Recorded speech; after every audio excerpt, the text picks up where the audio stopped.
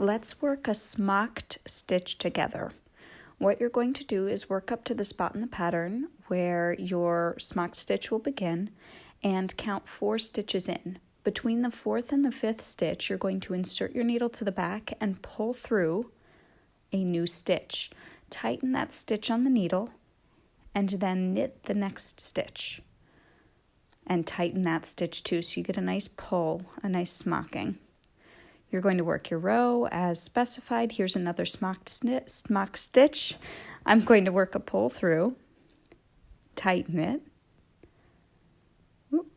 tighten it up, and then knit the next stitch and tighten that stitch too. That's what's really going to help the stitch smock together.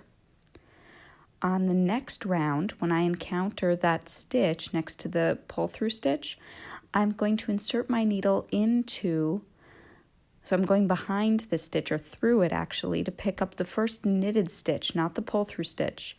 And then I'm going underneath the pull through stitch here to knit the two together.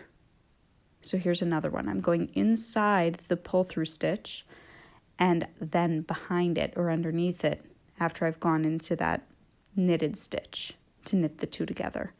So I'm going right in there into that stitch that's peeking through and then underneath the pull through stitch from the previous round, knitting the two together and taking them both off of the needle. And then proceed with the rest of the instructions.